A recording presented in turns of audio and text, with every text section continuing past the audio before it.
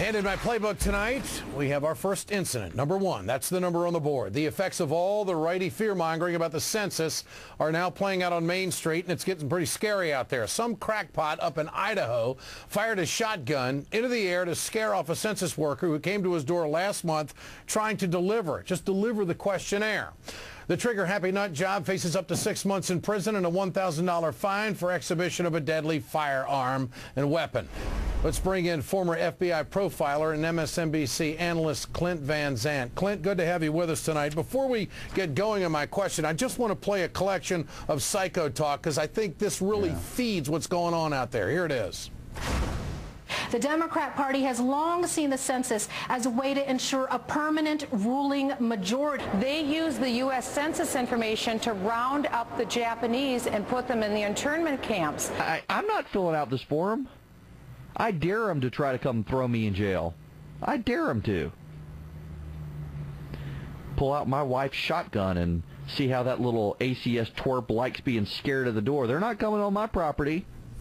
Clint, put it together for us tonight. What do you think? Red flag in front of a bull, Ed. There are always people that, the fringe of the fringe that kind of sit on the edge of the abyss. It's people like you just showed that walk by and give them a shove to push them over the edge. Look, the census has been around since about 1790. We do it every 10 years. We use it as a way to distribute $400 billion in aid. Hey, I want my state, I want my county, I want my schools to get their share of that aid. And for me to cross my arms or cross my eyes and shut down my brain and say, no, I don't want to avail myself and my children of that type of money. Well, what that winds up, it costs you and I, Ed, and every other American $1.5 billion to send census workers out because people are either too lazy or too paranoid to answer those 10 questions that in the long run is going to aid them and their community.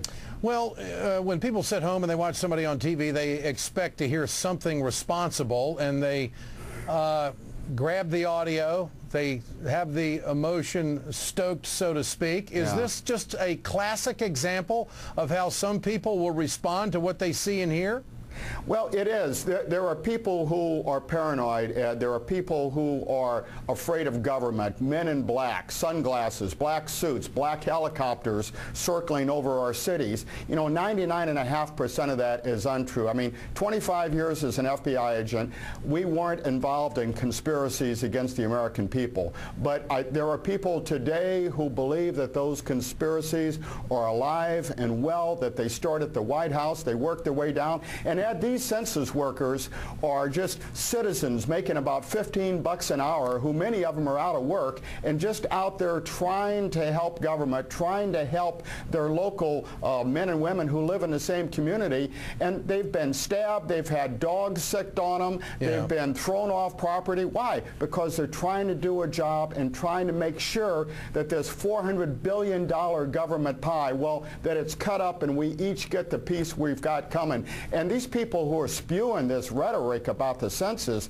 they ought to take a pill. Well, they're coming from the halls of Congress. You heard the soundbite from Michelle Bachmann. She's standing there, right there in the rotunda, doing an interview and gives a soundbite saying that, hey, they used the census to round people up during World War II, and who knows what's going to... I mean, it draws a connection, and doesn't it touch and stroke the emotions of those who are sitting on the edge of their seat that law enforcement is concerned with to start with? Well, it really does. The term I use is the edge of the abyss, but in law enforcement as an FBI agent, I dealt with right-wing, neo-Nazi, paramilitary, religious survivalist groups.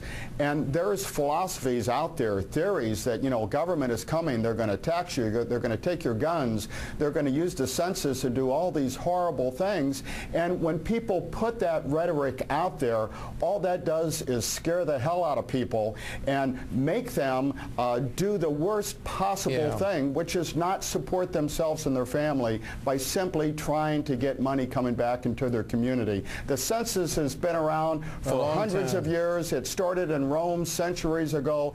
It works, and it's not used to round up enemies of the state, Ed. Clint Van Zandt, great to have you with us tonight. Thank you.